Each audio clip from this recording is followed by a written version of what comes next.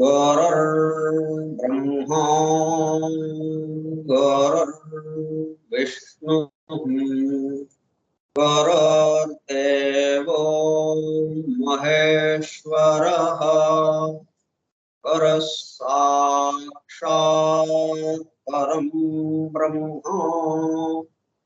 तस्मै श्री गुरवे नमः।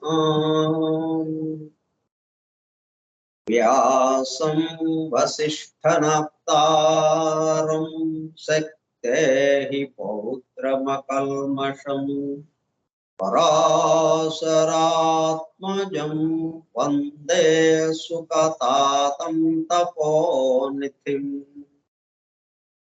क्लाम्बरधरं विष्णुं शशिवर्णं चतुर्भुजं प्रसन्नवदनं ध्यायेत् सर्वविघ्नोपशान्तये। अगज आनन पद्मार्कं गजाननमहर्निशम् अनेकदं तं भक्तानाम् एकदन्तमुपास्महे। वक्रतुण्ड महाकाय कोटिसूर्यसमप्रभा निर्विघ्नं कुरु मे देवा सर्वकार्येषु सर्वदा। सरस्वती नमस्तुभ्यं वरदे कामरूपिणी विद्यारम्भं करिष्यामि सिद्धिर्भवतु मे सदा। ॐ भूर्भुवस्सुवः ॐ तत्सवितुर्वरेण्यं भर्गो देवस्य धीमहि धियो यो नः प्रचोदयात्।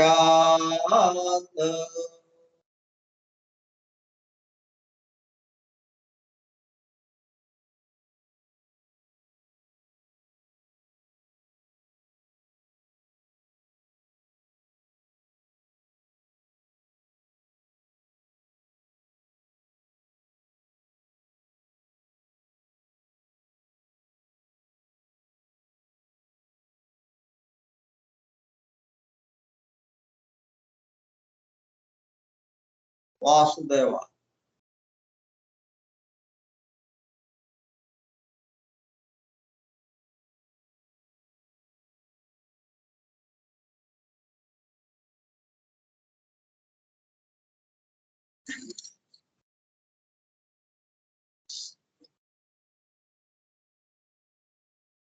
Forum for Truth Seekers. సత్యాన్వేషకుల బృందం.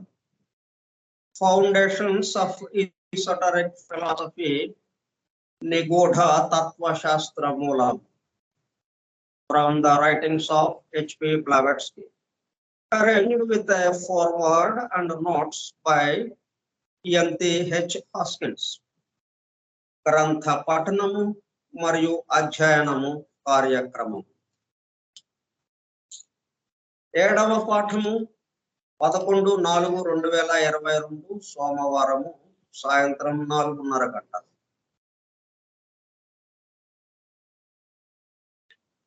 నిగూఢ తత్వశాస్త్ర మూలము స్కైప్ గ్రూప్ లో సుదూర ప్రాంతాలలో ఎవరింట్లో వారు హాయిగా విశ్రాంతి తీసుకుంటూ ఏకకాలంలో ఒకేసారి ఏమి చేస్తున్నాము? వింటున్నాము. ఏమి వింటున్నాము? శాస్త్ర సాంకేతిక రంగములలో ఎంతో వేగముగా పురోగమిస్తున్న ప్రస్తుత కాలంలోని మానవాళి అదే వేగముతో ఆధ్యాత్మిక రంగంలో కూడా పురోగమించుటకు వీలుగా ప్రపంచంలోని అన్ని జాతుల మతముల పవిత్ర గ్రంథములలో పొడుపు కథల రూపములో అర్థము అయి అవనట్లుగా ఉన్న సృష్టి రహస్యములను బహిర్గతం చేసి మానవాళికి అందించి వాటి అవగాహన ద్వారా ఆత్మదర్శనము పొందుట అను దివ్య ప్రణాళికను అమలు చేయుటకు పరమ గురువులచే ఎన్నుకొనబడిన మేడం ఎలెనా పెట్రోవ్నా బ్లావెట్స్కీ తన జీవిత కాలము అంతా శ్రమించి తన మాతృభాష కాని ఇంగ్లీషు భాషలో అత్యద్భుతముగా మానవాళికి అందించిన Isis Unveiled, the Secret Doctrine, the Voice of the Silence, the Key to Theosophy గ్రంథములు అధ్యయనము చేసి వాటిలో ఇవ్వబడిన విషయములు పూర్తిగా అర్థము కాకపోవటచే అతి నిగూఢములైన సృష్టి రహస్యములు, వాటి మూలము, గ్రంథ ఉదయమును చేరు పద్ధతులు తెలుసుకోవాలనే తీవ్ర ఇచ్చగల కొందరు సత్యాన్వేషకులు ఆమె చివరి సంవత్సరాలలో ఆమె వద్దకు చేరి ఆమెతో సంభాషించుచు ప్రశ్న సంవాద రూపంలో ఎన్నో నిగూఢములైన విషయములను మరింత లోతుగా తెలుసుకుని సత్యమును చేరుటకు ప్రయత్నించారు. ఆ ప్రసంగ విశేషాలు అన్ని వ్రాయబడి తదుపరి Transactions of the Blavatsky Lodge అనే గ్రంథముగా అందరికీ అందుబాటులోనికి వచ్చినది. తదుపరి Collected Writings of Blavatsky volume 10 లో ప్రచురింపబడినది.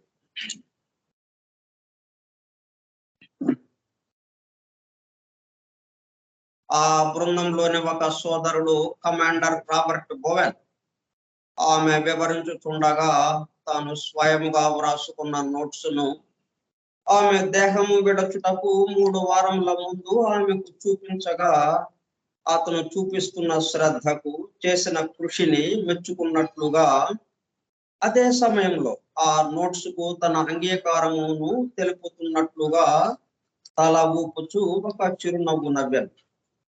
తదుపరి కాలంలో మరుగున పడిపోయిన ఆ నోట్స్ 40 సంవత్సరముల తదుపరి వారి కుమారుడు కెప్టెన్ పిజి బోవెన్ వెలుగులోనికి తీసుకువచ్చి దివ్య జ్ఞాన అధ్యయన పరులకు, భవిష్యత్తు తరాలకు ఎంతో మేలు చేశారు. ప్రథమముగా 1932 సంవత్సరంలో థియోసఫీ ఇన్ ఐర్లాండ్ మ్యాగజైన్ లో ప్రచురింపబడినది. ఆ తదుపరి madam Blavatsky on how to study theosophy అనే పేరుతో చిన్న బుక్లెట్ రూపంలో అందుబాటులోనికి వచ్చినది.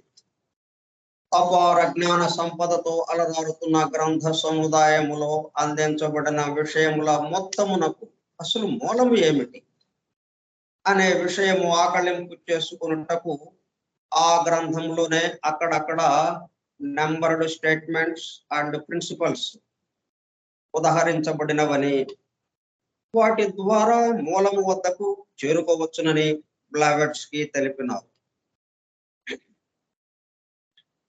దానికి అనుగుణముగానే ఇంగ్లాండ్కు చెందిన ఇయంతి హెచ్ హాస్కిన్స్ అను నామె ఆ నెంబర్డ్ స్టేట్మెంట్స్ అండ్ ప్రిన్సిపల్స్ ను ప్రధానంగా ద సీక్రెట్ డాక్ట్రిన్ నుండి 7 ముఖ్యాంశములను, ఐసిస్ అన్వైల్డ్ నుండి 10 సంక్షిప్త అంశములను సేకరించి ప్రతిదానికి తాను స్వయముగా వ్రాసుకున్న నోట్స్ ను జత చేస్తూ foundations of esoteric philosophy from the writings of HP Blavatsky అను పేరుతో గ్రంథముగా పూర్పు చేయడం జరిగినది. వాటితో పాటు కమాండర్ రాబర్ట్ బోవెన్ వ్రాసి బ్లావెట్స్కీ ఆమోదము పొందిన నోట్స్ ను అనుబంధము ఏగా గ్రంథము చివర చేర్చడం జరిగినది. చివరగా గ్లాసరీ పారిభాషిక పదకోశమును అనుబంధము బిగా చేర్చబడింది. ఈ విధముగా దివ్య జ్ఞానమును అధ్యయనము చేయు పద్ధతులు, వాటి ద్వారా మూలమును చేరి అనగా సత్యమును చేరి సత్య స్వరూపముగా మారుటకు కావలసిన సూచనలను తెలుపుతున్న గ్రంథరాజమును పఠిస్తూ అధ్యయనము చేయుచుండగా అత్యంత శ్రద్ధాశక్తులతో మేడం హెలెనా పెట్రోవ్నా బ్లావెట్స్కీ చెప్పుచుండగా ఆమె చుట్టూ చేరిన సత్యాన్వేషకుల బృందము వలె చెవి యొగ్గి వినుచున్న అనగా ఒళ్ళంతా చెవులు చేసుకుని వినుచున్న ప్రియ సోదర శ్రోతలకు నమస్కారం.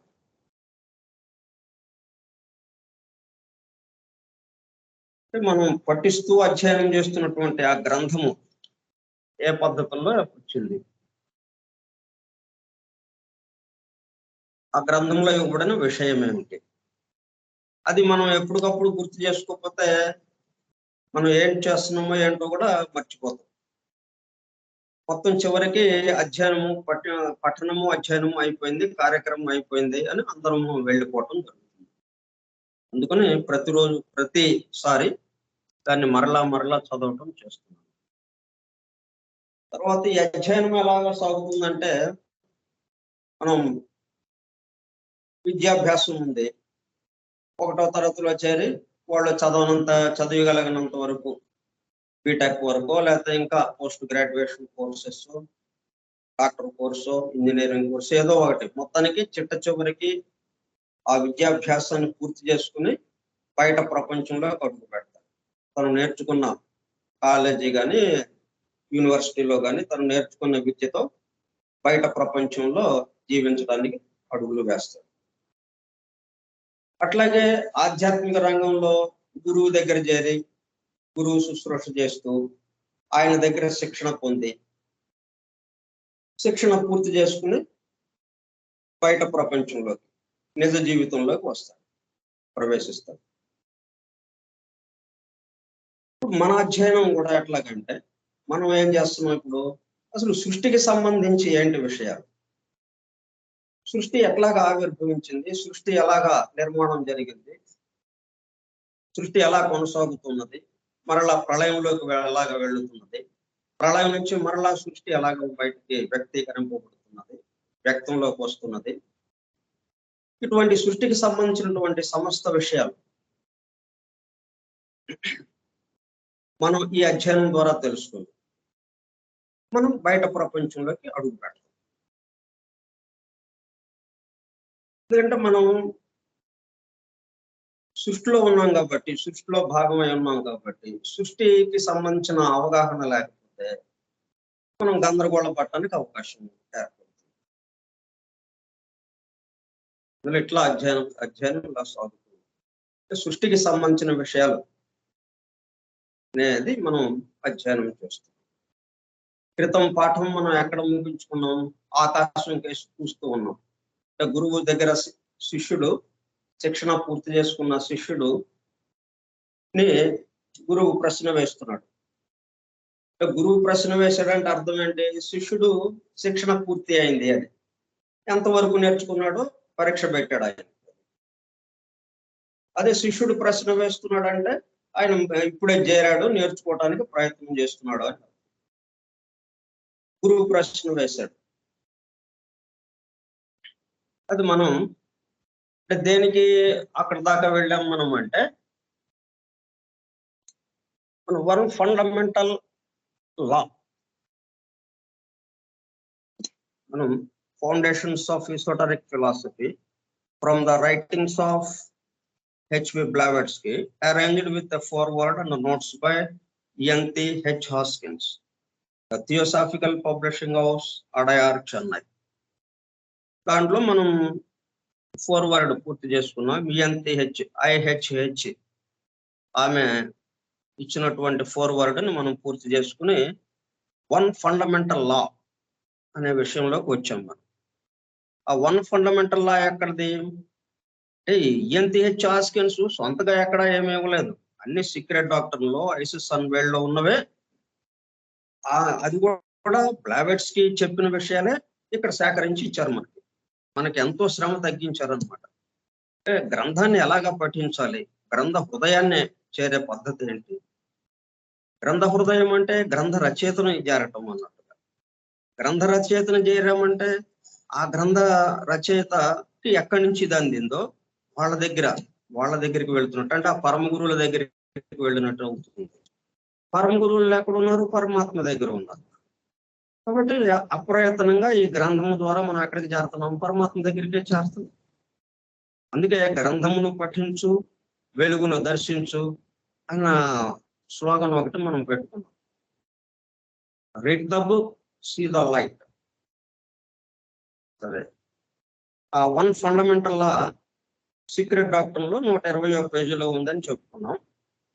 అయితే ఆ ఫండమెంటల్ లా ఇవ్వడానికి ముందున్న పరిస్థితి ఏంటి? అక్కడికి తీసుకెళ్దాం. అంటే డైరెక్ట్ గా అది చదివితే మళ్ళీ అంతా ఒకటేనండి అని అంటే మనకు అర్థం కావడం కొంచెం కష్టం. అందుకని దానికి తగ్గ ఒక ఉదాహరణ ఇచ్చి దాని తర్వాత దీన్ని చెప్పుకుంటే మనకు బాగా అర్థం అవడానికి అవకాశం ఉంది.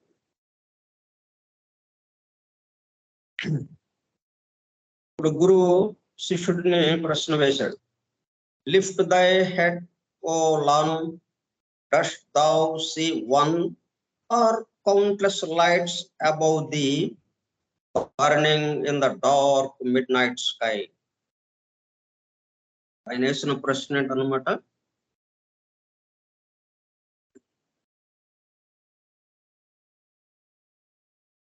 ఇది ఎందుకు మనం ప్రత్యేకంగా చెప్పుకుంటున్నామంటే, ఇది గనక అర్థమైతే మనకి ఇంకా సీక్రెట్ డాక్టర్ కానీ మన నిత్య జీవితంలో మనం ఇక్కడికి వచ్చినా కానీ ఎక్కడ కంగారు పడే అవకాశం ఉండదు, గందరగోళ పడే అవకాశం ఉండదు. అందువల్ల ఈ విషయాన్ని మనం ఎక్కువగా చెప్పుకుంటాం.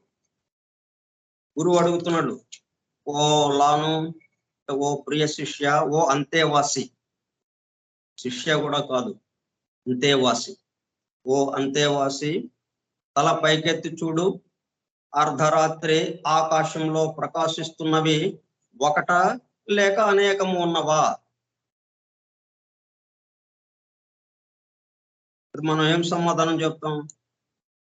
మొన్న బుధవారం నుంచి నిన్నటి వరకు చూసాం ఆకాశం కేసి అనేక నక్షత్రాలు, గ్రహాలు అన్ని మినుకుమంటూ ప్రకాశిస్తూ ఉన్నాయి. చాలా ఉన్నాయి. దేనికి దానికి వేరుగా అనేకం ఉన్నవా?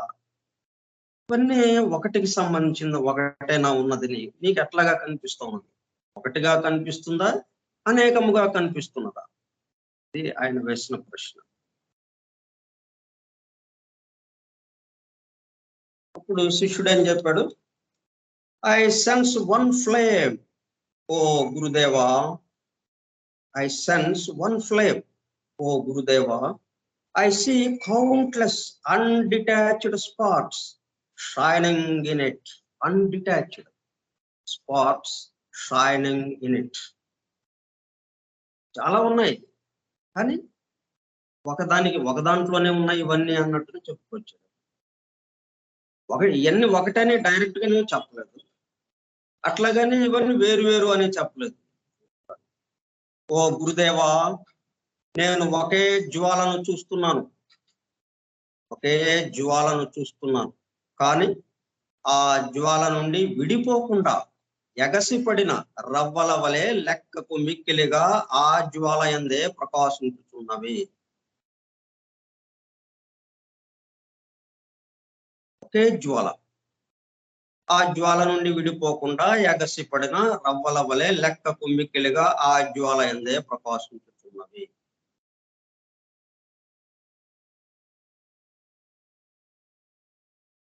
మళ్ళీ గురువు అడిగాడు ఇంకో ప్రశ్న.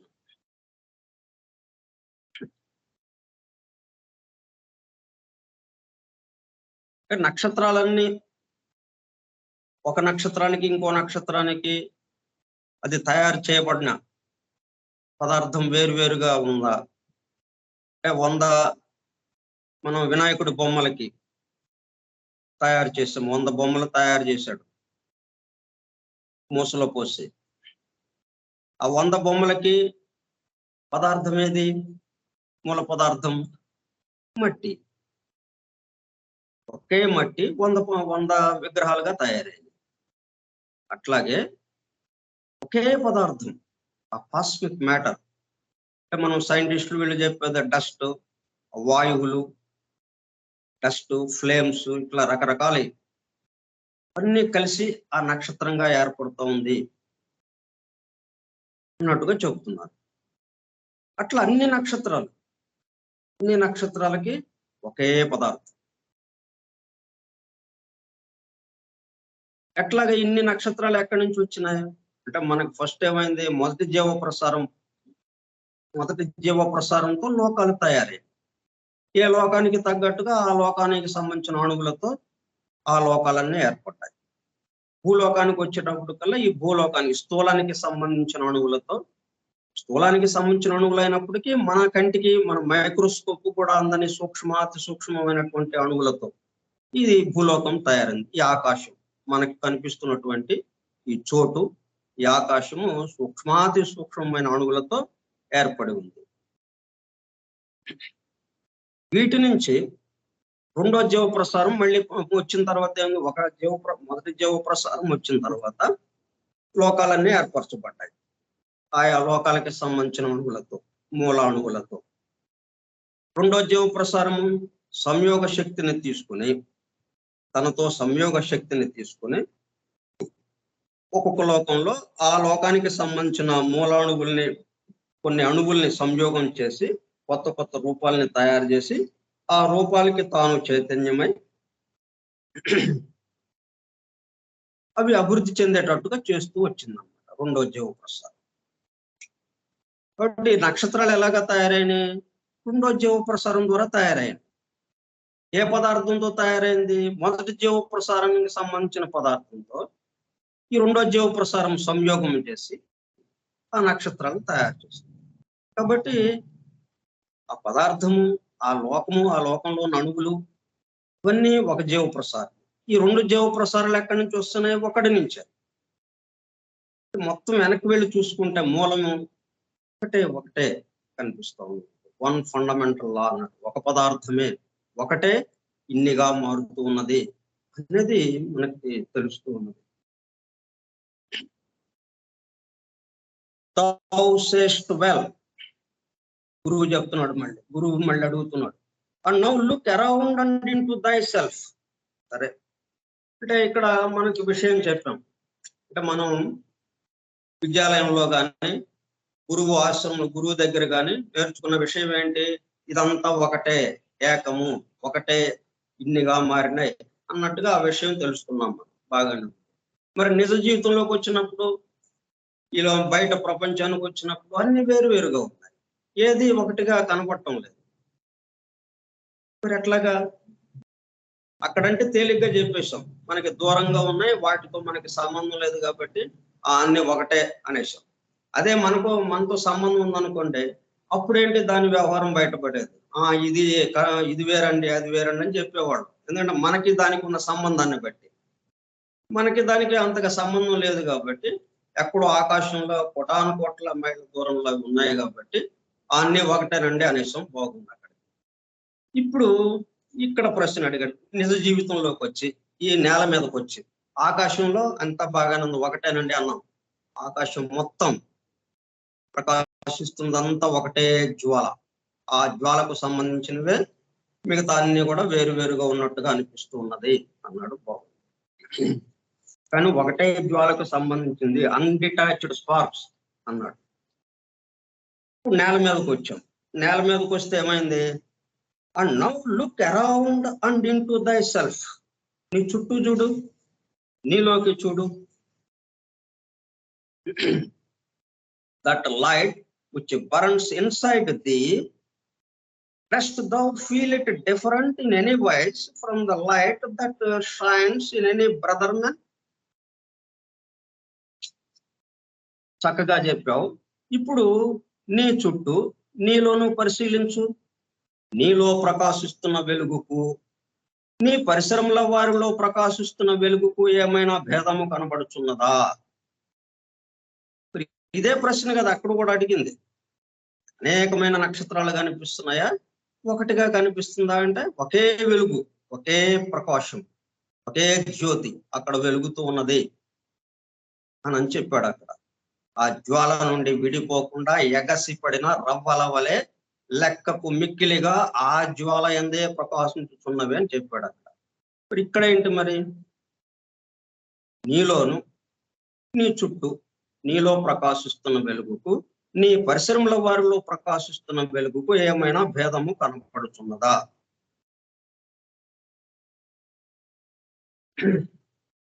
ఇప్పుడు మనం ఏం చెప్తాం?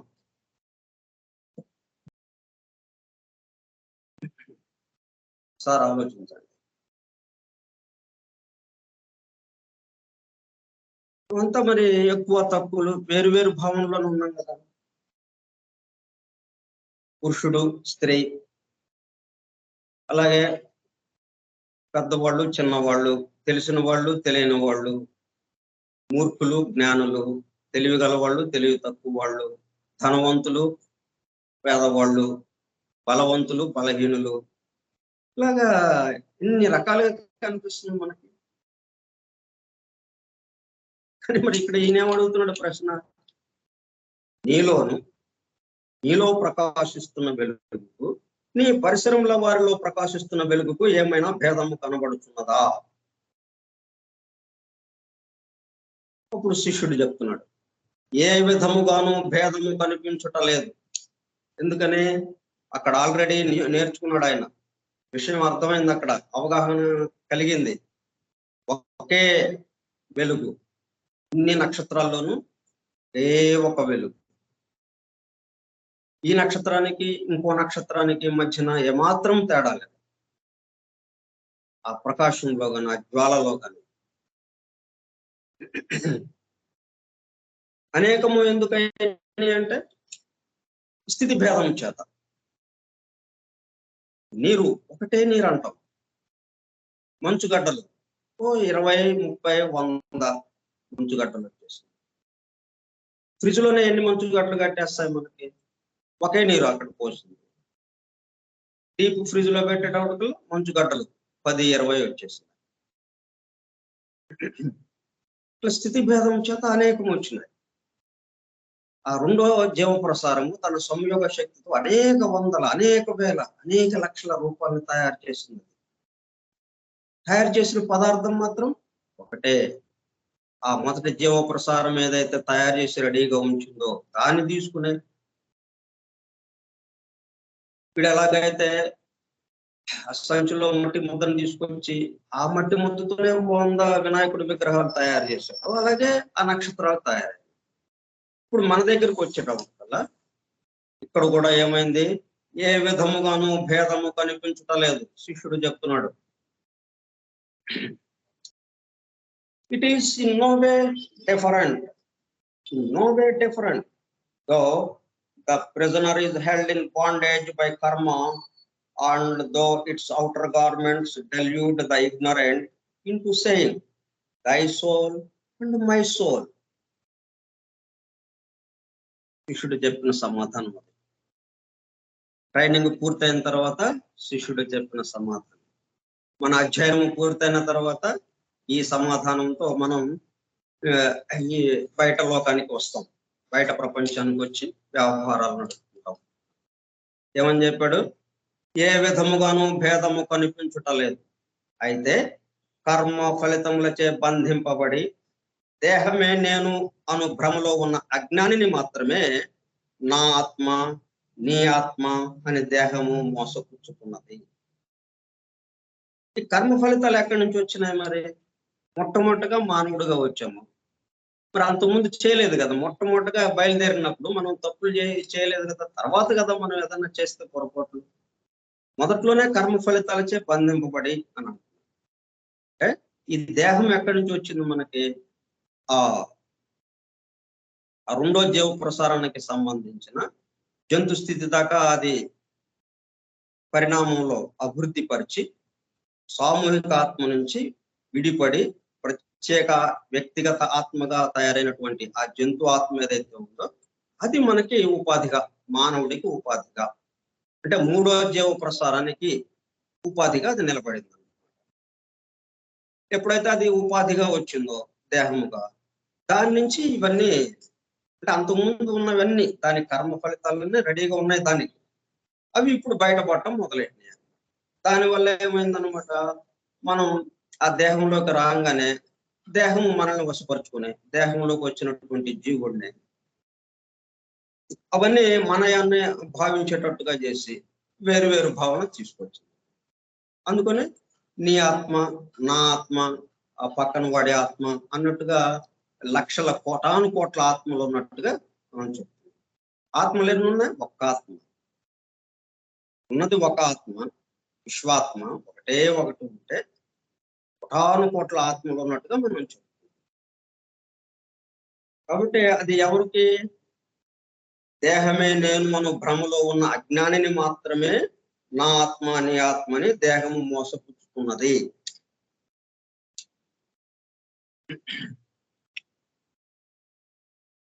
దేహము నేను కాదు, దేహము నాకు ఇవ్వబడిన పనిముట్టు లాంటిది.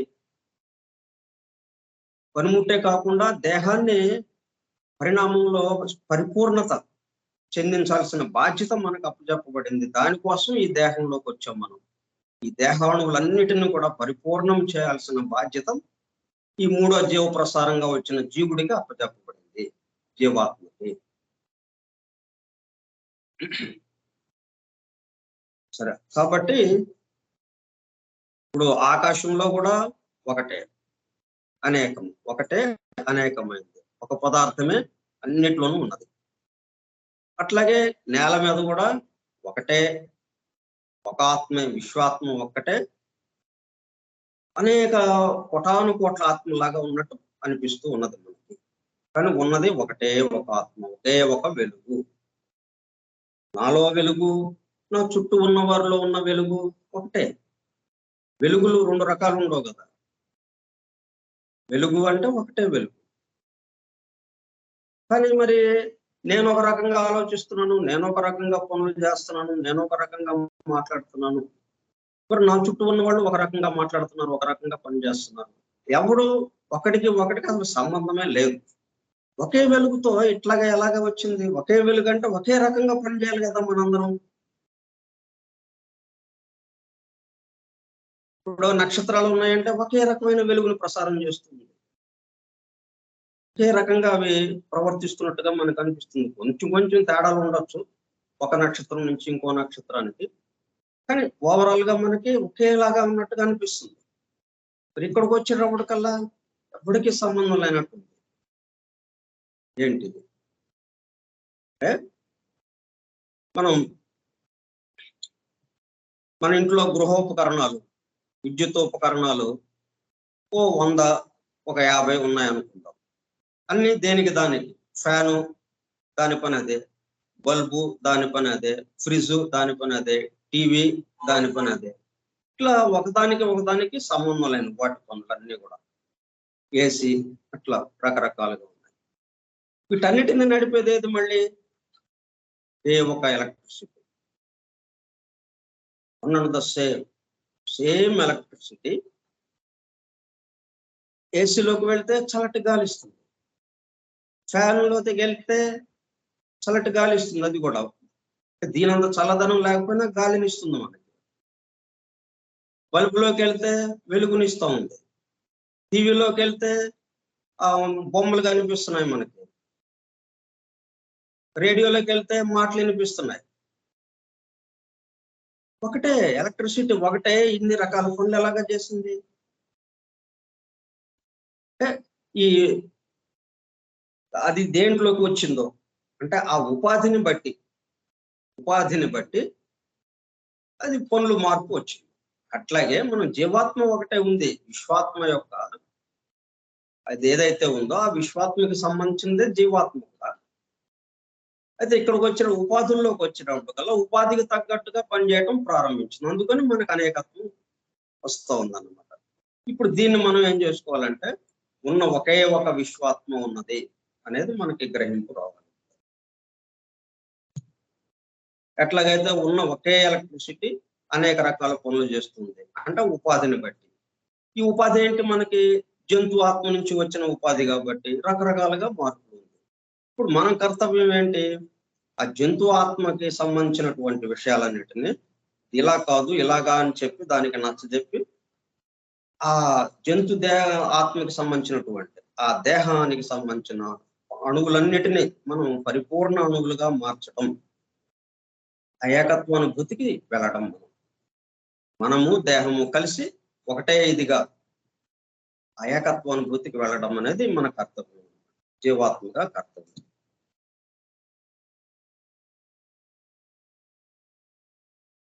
అప్పుడు దీన్ని తీసుకొచ్చింది. అయితే చిన్న ఉదాహరణ చెప్తే ఇంకొంచెం మీకు తేలిగ్గా అర్థం అవ్వచ్చు. మనం ఖాళీ స్థలం ఉంది, ఇదంతా ఎక్కడ జరుగుతుంది? చోట్లోనే కదా. చోటే వీటన్నిటిని ప్రసవిస్తూ ఉంది.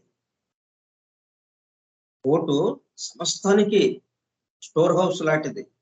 ఏదైనా దాంట్లో నుంచి వస్తుంది, బయటికి వ్యక్తం అవుతుంది, మళ్ళీ అవ్యక్తంలోకి వెళ్ళిపోతుంది. అలలన్నీ రకరకాల అలలు సముద్రంలో నుంచే వచ్చి సముద్రంలో మళ్ళీ వెళ్ళిపోయినట్టుగా సముద్రమే కదా ప్రసవిస్తా ఉంది. అలని సముద్రం ప్రసవించి మళ్ళీ విడిగా తోసేయలేదు, తనని పట్టుకుని ఉంది దాన్ని మళ్ళీ. అట్లాగే ఇక్కడ కూడా ఈ చోటు సమస్తాన్ని ప్రసవిస్తూ ఉన్నది, మళ్ళీ తనలోకే లయం చేసుకుంటూ ఉంది. చోటు మొత్తం ప్రాముఖ్యత వహిస్తూ ఉన్నది. తెర మనం ఖాళీగా ఉంటుంది, ఎప్పుడు తెర ఉంటుంది. కానీ సినిమా వేసినప్పుడు తెరను మర్చిపోయాం, సినిమాలోకి లీనమైపోయాం. దాంట్లో హీరో విలను యుద్ధం చేసుకుంటారు. ఆ హీరో గెలవాలని అందరం ఉత్కంఠతో చూస్తుంటాం. విలన్ పడిపోవాలి, విలన్ కి దెబ్బలు తగిలి పడిపోవాలి, ఓడిపోవాలి వాడు అన్నట్టుగా ఆవేశంతో ఉద్రేకంగా చూస్తూ ఉంటాం. మనం కూడా వెళ్ళి కొడదామా విలన్ అన్నట్టుగా ఆ సీట్లో నుంచి సగం పైకి లేచి ఎలాగో చూస్తూ ఉంటాం. సరే విలన్ ఓడిపోతాడు, అదంతా సినిమా అయిపోతుంది. సినిమా అయిపోయాక మళ్ళీ ఏముంది అక్కడ? తెర, ఖాళీ తెర.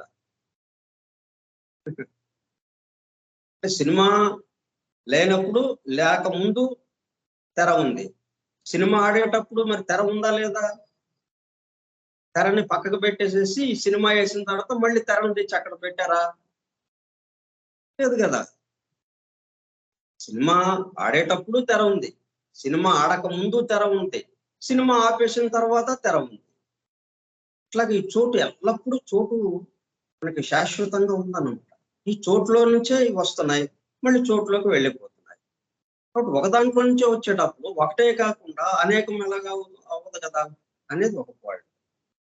ఇప్పుడు మనం ఖాళీ చోటు ఉందండి, ఒక 100 గజాలు 200 గజాలు చోటు కొన్నాం. ఎప్పుడు ఆ చోట్లో ఏం చేద్దామంటే ఇల్లు కడదాం అనుకున్నాం. రిటైర్ అయిపోయాం, ప్రశాంతంగా ఇంట్లో కూడా ఉండొచ్చు, మనం గాడిగా కూడా ఉండడు మనల్ని, మనం తిన్నా తినకపోయినా ఆ ఇంట్లో హాయిగా కాలక్షేపం చేయొచ్చు మనం అని చెప్పి ఇల్లు కడదాం అనుకున్నాడు. సరే ఇల్లు కట్టారు. ఇల్లు కట్టక ముందు ఏముందండి అక్కడ? ఖాళీ చోటు. ఇల్లు కట్టాం, ఒక 3 గదులు 4 గదులతో ఇల్లు కట్టాం. ఇప్పుడు ఇంటి లోపల ఏమొచ్చింది? ఇంటి లోపల కూడా చోటు ఉందా? లేకపోతే ఆ చోటుని తీసేసి బయటికి పంపించేసి చోటు లేకుండా లోపల ఉందా? ఇంట్లో కూడా చోటు ఉంది. అయితే ఈ చిన్న చిన్న చోట్లు, ఒక గది 10 అడుగులు 14 అడుగుల గదులు, అంతవరకే చోటు. ఆ కాస్త చోటు అట్లాగా 4 చోట్లుగా వచ్చేసినాయి. మన చుట్టూ చోటు ఉంది, మళ్ళీ విశాలమైన చోటు ఉంది మన చుట్టూ. ఇంట్లో చిన్న చిన్న 4 చోట్లు అలాగా వచ్చినాయి. అంటే ఇల్లు కట్టక ముందు ఎలాగుంది? ఒకే విశాలమైన చోటు, అదంతా కలిపి ఒకటే చోటు అన్నాం. ఇల్లు కట్టంగానే 4 చోట్లు వచ్చినాయి. అంటే ఇప్పుడు మరి ఆ చో ఆ పెద్ద చోటల్లా ముక్కలు ముక్కలు అయిపోయిందా ఇక్కడ? మళ్ళీ కొత్తగా ఏమన్నా 4 చోట్లు వచ్చినాయా? సరే. మళ్ళీ ఇల్లు చాలా కాలం అయిపోయింది. మళ్ళీ ఒక 20, 30 సంవత్సరాలు అయిపోయింది. ఇల్లు పాతబడిపోయింది. మన తర్వాతే తరం పిల్లలొచ్చారు. వాళ్ళు లేటెస్ట్ మోడల్‌లో కట్టడం కోసం దాన్ని పడగొట్టేసారు. ఇల్లు పడగొట్టేసారు. ఇప్పుడు ఆ ఇంట్లో 4 చోట్లు ఉన్నాయి గదా! మనకి ఏమైనాయి ఆ 4 చోట్లు? ఇల్లు పడగొట్టంగానే ఈ 4 చోట్లు ఎళ్లి ఆ పెద్ద చోట్లో కలిసినాయా? లేపోతే ఆ పెద్ద చోటొచ్చి ఈ దీంట్లోకొచ్చేసిందా? చోటు అటు ఇటు ట్రాన్స్‌ఫర్ ఏమన్నా అయిందా?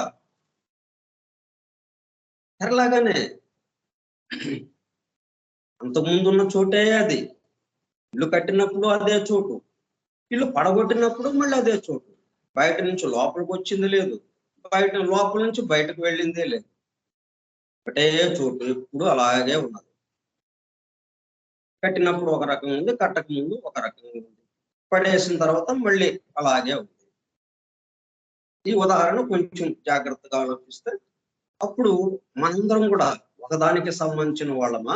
లేతే రకరకాలుగా ఇంట్లో 4 గదులుగా సంబంధించిన 4 గదుల 4 చోట్ల వాళ్ళమా? అన్నట్టుగా మనకి అర్థమవుతుంది. మనందరిలోనూ ఒకే వెలుగుందా? లేతే మనందరం ఒక ఆత్మకి సంబంధించిన వాళ్ళమా? లేకపోతే ఎవరి ఆత్మ వాళ్ళదేనా? సెపరేటా?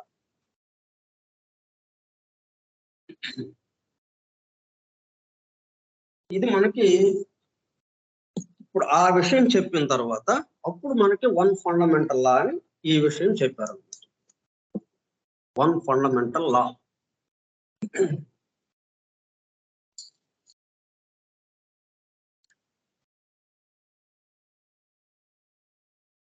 The radical unity of the ultimate essence of each constituent part of compounds in nature. ఏదైనా తీసుకోండి. ఇల్లు కట్టాము, గోడ కట్టాము. గోడ ఎలాగా కట్టాము? ఇటుకలతో కట్టాము. ఆ ఇటుకలు ఎలా తయారైనాయి? మట్టిని కాల్చిన తర్వాత అది ఆ మట్టిని ఆవంలో పెట్టి కాల్చిన తర్వాత ఇటుకలుగా రూపొందిద్దుకున్నదది. ఆ ఇటుకలు రాకముందు ఇది మట్టి. ఇటుకలు వచ్చినాయి. అట్లా ఒక ఇటుక్కి ఇంకొక ఇటుక్కి ఏమన్నా తేడా ఉందా? ఈ ఇటుకలో పదార్థం వేరు, ఆ ఇటుకలో పదార్థం వేరు ఉందిగా? లేదు గదా! ఒకే పదార్థం. ఒక 4 లారీలో, 5 లారీలో లా ఇటుకలు తీసుకొచ్చి గోడలు కట్టేసాం. ఇల్లు నిర్మాణం అయిపోయింది. అంటే ఇంతమంది ఉన్నారు. ఇన్ని ఇటుకలు ఉన్నాయా అక్కడ? ఒకే పదార్థం మూలానికెళ్తాయి. బయటకు బాహ్యంగా మనకి 5 లారీల ఇటుకలు ఉన్నాయండి అని మనం చెప్పుకుంటాం. అది ఈ మొత్తానికి సంబంధించిన మూలమైన పదార్థం ఏంటి? మట్టి.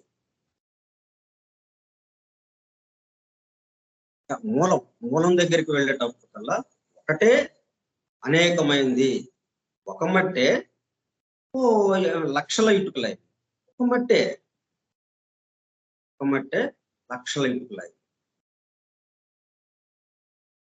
ఈ మట్టి కూడా మళ్ళీ ఒక అణువు తీసుకుంటే, ఒక అణువులో ఎట్లాగుందో మళ్ళీ మిగతా ఇంకొక అణువు తీసుకుంటే, ఇంకొక మట్టిలో నుంచి కొంచెం దూరం వెళ్ళి ఆ మట్టి ఓ పెద్ద ముద్దగా ఉంది. మట్టి ముద్ద. దాంట్లో నుంచి ఒక అణువు తీసుకొని, ఒక చిన్న మట్టి ముద్ద తీసుకొని దాన్ని పరిశీలించాం.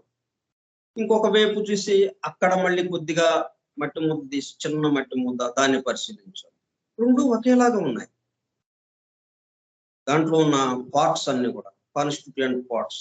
దాంట్లో ఉన్నటువంటి పార్ట్స్ అన్ని భాగాలన్నీ ఏమేమైతే ఎలాగా ఉందో 2 సమానంగా ఉన్నాయి. కాబట్టి ఇటుకలన్నీ సమానం. కానీ మనం 100 ఇటుకలు అంటున్నాం. 1000 ఇటుకలు, 5000 ఇటుకలు, 10,000 ఇటుకలండి ఇంటి మొత్తానికి అన్నాం. 10,000 ఇటుకలు. కానీ పదార్థం ఒకటే. అందరం కోటాను కోట్ల 700 కోట్లు ఉన్నాం ప్రస్తుతం మానవుల వరకు. మిగతా జంతుజాలము, వృక్షాలు, అట్లాగే ఖనిజాలు అవన్నీ పక్కన పెడితే ఒక్క మానవుల వరకు చూసుకుంటే 700 కోట్లు ఉన్నాయి. 700 కోట్లు, ఇటుకలు 700 కోట్లు, కానీ పదార్థం, మూల పదార్థం. అలాగే మనం కూడా మూల పదార్థం ఒకటే ఒకటి. ఇన్ని డిఫరెన్సెస్ ఇవన్నీ ఎందుకు వచ్చినాయంటే మొత్తం ఆ పరిణామంలో, సృష్టి పరిణామంలో మనం ఏకత్వం నుంచి అనేకత్వంలోకి వచ్చేటప్పుడు, స్థూలానికి వచ్చేటప్పుడు కల్లా స్థితి భేదం చేత ఇటువంటివన్నీ జరుగుతుంటాయి. ఎందుకంటే ఇది ప్రణాళికలో ఒక భాగంగా. ఎందుకంటే ఏకత్వం నుంచి అనేకత్వానికి రావాలి, అనేకత్వానికి వచ్చి అక్కడ ఏకత్వానుభూతిని పొందాలి అనేది ఆయన యొక్క ఇచ్ఛ, దైవం యొక్క ఇచ్ఛ. ఆ ఇచ్ఛ నెరవేరడానికి ముందేమైంది?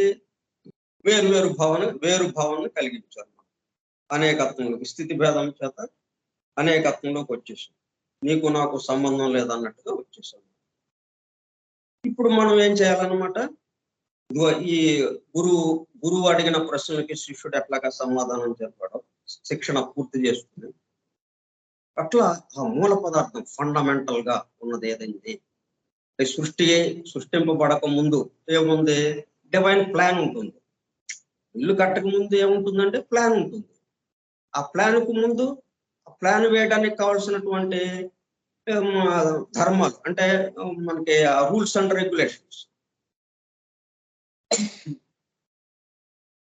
రెగ్యులేషన్స్ ఉంటేనే కదా దానికి అనుగుణంగా మనం ప్లాన్ వేసుకునేది. అట్లాగే ఈ సృష్టింపబడక ముందు ఎలాగ సృష్టించాలి? ఒక ప్లాన్, అంటే ఆయన యొక్క సంకల్పం. ప్లాన్ గా రావాలి అంటే దేని ఆధారంగా? Divine loss.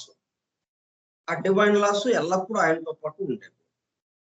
వాటి ఆధారంగా డివైన్ ప్లాన్ తో అనేకత్వం వచ్చేటట్టుగా, స్థూలానికి దిగేటప్పుడు కల్లా మనకి ఏకత్వం వల్ల అనేకము అన్న భావన కలిగేటట్టుగా చేసేసింది. ఇప్పుడు దీని నుంచి మరలా మనం జాగ్రత్తగా మూలానికి వెళ్ళాలి. ఇప్పుడు ఏంటి? మనం ఎఫెక్ట్స్ లో ఉన్నాం. ఈ చివరగా ఈ స్థూలానికి సంబంధించినటువంటి అనేకత్వంలో ఉన్నాం మనం. ఇది ఎలాగో వచ్చిందని నెమ్మదిగా అటేపుకు వెళ్తే, మూలం దగ్గరికి వెళ్ళేటప్పటికల్లా ఒక వస్తువు. మనకి 100 వినాయకుడి విగ్రహాలు ఉన్నాయి. 100 ఎలాగొచ్చినాయి వినాయకుడి విగ్రహాలు? వేరువేరుగా ఉన్నాయి. ఇవన్నీ 100 ఉన్నాయి ఇక్కడ అని అంటే, అప్పుడు వాడి దగ్గరికి వెళ్ళాం, చేసినోడి దగ్గరికి. వాడి దగ్గర మట్టి ముద్ద ఉంది. ఆ మట్టి ముద్దతో 100 చేశాడు. అంటే వీటికి మూలం ఏదన్నమాట? మట్టి ముద్ద, మట్టి. శంకరాచార్యుల వారు మనకి అందించినటువంటి ఉదాహరణ. అందుకే ఆ ఉదాహరణ పెట్టింది ఇక్కడ మనం అర్థం అవడం కోసం. అట్లాగే మనకి ఈ తెర గాని, చోటు గాని, ఇళ్ళు, ఈ చోటులో ఇంటి నిర్మాణం, ఇంటి లోపల మళ్ళీ చోటు, ఇట్లాగా వేరువేరుగా ఉన్నాయా? మరి లేదు. చోటు ఎప్పుడు మారలేదు, చోటు ఎప్పుడు ప్రభావితం కాలేదు. ఉన్న చోటే ఉంది, అక్కడే ఉంది. కానీ మనం ఇల్లు కట్టినప్పుడు మన లోపల చిన్న చోట్లు వచ్చినాయి. మళ్ళీ ఇల్లు పడగొట్టినప్పుడు మళ్ళీ పెద్ద చోట్లో కలిసిపోయింది. అయితే అలా కలవడానికి ఇది వెళ్ళి దాంట్లో కలవలేదు, అది వచ్చి దీంట్లోనూ రాలేదు. పెద్ద చోటు చిన్న చోట్లకి రాలేదు, ఈ చిన్న చోటు వెళ్ళి పెద్ద చోట్లకి వెళ్ళలేదు. ఉన్నది అంతే. మనం గోడ గీసేటప్పుడు కల్లా అది స్థూలంగా అయిపోయి వేరు భావన వచ్చింది, చిన్న చోటు ఉన్నట్టుగా అయిపోయింది. అట్లాగే మనం ఈ దేహంలో దిగేటప్పుడు కల్లా మనం వేరుగా అన్నట్టుగా భావన వచ్చేస్తుంది. ఈ దేహం విడివంగానే మళ్ళీ ఒకటిగా అయిపోతున్నాం, ఒకే జీవాత్మగా అయిపోతుంది, ఒకే పరమాత్మగా అయిపోతుంది.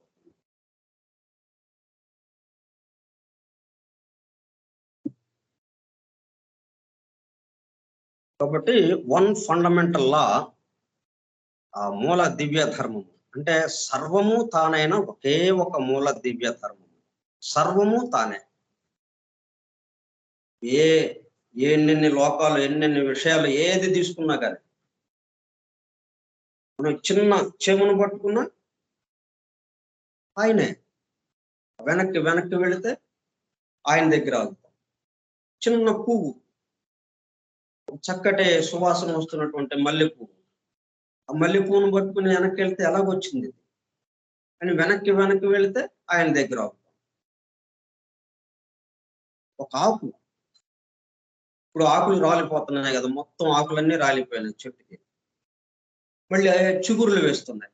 సన్నటి చిన్న ఆకు, చిగురుటాకు ఎంత అందంగా ఉంటుంది చూడండి, ఎంత కాంతివంతంగా ఉంటుందో, ముచ్చటేస్తూ ఉంటుంది. మరి దాన్ని ఒక్కదాన్నే ప్రేమిస్తాం మనం. అది ఎట్లాగొచ్చింది? రెమ్మ ఆధారంగా ఉంది దాన్ని. కాబట్టి రెమ్మ, ఈ ఇది ఈ రెండింటిని కూడా మనం పట్టుకోవాలి. చిగురుటాకు, రెమ్మ. చిగురుటాకు కావాలి మనకి అంటే రెమ్మ ఉండాల్సిందే. కొన్ని ఈ రెండింటితో సరిపోతుందా? మరి రెమ్మకు ఆధారం కొమ్మ. కాబట్టి చిగురుటాకు, రెమ్మ, కొమ్మ, ఈ 3 కావాలి మనకి. ఒకటే కావాల్సింది మనకి, కానీ ఆ 2 తప్పదు ఇక మనకి. ఆ 2 లేకపోతే ఇది లేదు. మనకు కావాల్సింది ఇదైనప్పటికీ అది లేకుండా ఇది లేదు. ఆధారం మరి అది. అక్కడి నుంచి కొమ్మ ఒకటే సరిపోయిందా? మరి ఆ కొమ్మకి కాండం, మరి ఆ కాండానికి వేర్లు, వేర్లకి ఆధారం మరి ఆ భూసారము, తర్వాత సూర్యశక్తి. మరి భూమి ఎక్కడి నుంచి వచ్చింది, ఆ సూర్యుడు ఎక్కడి నుంచి వచ్చాడు, అట్లా వెనక్కి వెళితే ఆయన దగ్గర ఆ సృష్టికర్త దగ్గర. చూడండి మరి, బల్బు నుంచి మనం వెళ్తే కరెంటు తయారయ్యే చోటకి వెళ్తాం. ఫ్యాన్ దగ్గర నుంచి బయలుదేరి, ఫ్యాన్ లో ఉన్న కరెంటు నుంచి బయలుదేరి మనం అది ఎక్కడి నుంచి వస్తుంది అని అంటే తయారయ్యే చోటకి వెళ్తాం. టీవీలో నుంచి టీవీకి కరెంట్ ఎలాగొచ్చిందని చూసుకుని ఇక్కడి నుంచి ఆ కరెంటు తయారయ్యే చోటకి వెళ్ళాలి. ఇట్లా ఏది తీసుకున్నా కానీ కరెంటు తయారయ్యే చోట ఒకే ఒక చోట, అక్కడికి వెళ్తాం. అట్లాగే ఇది కూడా అక్కడి నుంచే ఇన్ని వస్తున్నాయి, అనేకము వస్తున్నాయి. ఇది మనకి బాగా అర్థం అవ్వాల్సిన అవసరం ఉంది. ఇది అర్థమైతేనే మనం నిజ జీవితంలోకి వెళ్ళి గందరగోళ పడకుండా మనం చక్కగా సుఖ సంతోషాలతో జీవిస్తూ మన చుట్టూ ఉన్న వాళ్ళని సుఖపెట్టడానికి, సంతోష పెట్టడానికి అవకాశం ఉంది. మన ట్రైనింగ్ పూర్తి అవడం అంటే ఇదన్నమాట, ఏకత్వ భావన, 1 ఫండమెంటల్ లా. అది మనకంతటా మనకి ఎవరో చెప్పారని మనం వింటాం కాకుండా మనకి అనిపించాలి లోపల. అవును, చాలా జాగ్రత్తగా గమనించాం వీటన్నిటిని. గమనిస్తుంటే ఒకటే అనేకమైంది అన్నది ఆ 3 జీవ ప్రసారాలు చూసాం మనం. మరి మొదటి జీవ ప్రసారంతో లోకాలన్నీ తయారయ్యాయి. రెండో జీవ ప్రసారము సంయోగ శక్తితో ఇవన్నీ ఇన్ని రూపాలు తయారయ్యాయి. ఆ 2 జీవ ప్రసారాలు ఎక్కడి నుంచి వచ్చినాయి? ఒకటి నుంచే. ఒకటి యొక్క 3 మూర్తులుగా మారేది. ఒకడు 3 మూర్తులుగా మారి, అంటే బ్రహ్మ, విష్ణు, మహేశ్వరులాగా 3 మూర్తులుగా మారి 3 జీవ ప్రసారాలుగా వచ్చి ఇవన్నీ ఇక్కడ నడుస్తూ ఉంది నాటకం. ఆ తెర మీద ఈ నాటకం నడుస్తుంది, తెర కనిపించదు. కాబట్టి తెర కనిపించేటట్టుగా మనం మొత్తానికి ఆధారమైంది అన్నిట్లోనూ ఉన్నది, సర్వత్రా వ్యాపించి సర్వవ్యాపి, సర్వజ్ఞుడు, సర్వశక్తిమంతుడు ఎవరైతే ఉన్నారో ఆయనే ఇన్నిగా మారాడు అన్న భావన మనకు కావాలి. అప్పుడు కానీ మనం సీక్రెట్ డాక్టర్లోకి వెళ్ళినా, అట్లాగే మన నిత్య జీవితంలో ఇతరులతో వ్యవహరించిన మనం సేఫ్ అని, అంటే మనం ఏకత్వ భావానికి వెళ్ళటానికి మన చుట్టూ ఉన్న వాళ్ళని కూడా అటువంటి దాంట్లోకి తీసుకువెళ్ళటానికి అవకాశం ఉంది. మనం రేపు ఆ 1 ఫండమెంటల్ లా అనేది ఏదైతే ఇచ్చారో దాని గురించి వివరించుకుందాం. ప్రిలిమినరీగా ముందు ఆ ఉదాహరణలన్నీ చూసుకుందాం. ఈ ఉదాహరణల ద్వారా మనకి ఏమంతు పట్టింది? ఆ గురు శిష్యుల సంవాదం ద్వారా ఒకటే అనేకమైంది, ఒక వెలుగే అన్ని చోట్ల, ఒక వెలుగే అన్నిటినీ నడిపిస్తూ ఉన్నది. ఒక ఆత్మే, ఒక విశ్వాత్మే ఇన్ని ఆత్మలు ఉన్నట్టుగా, కోటాను కోట్ల ఆత్మలు ఉన్నట్టుగా అనిపిస్తూ ఉన్నది. కానీ ఉన్నది ఒకే ఒక విశ్వాత్మ.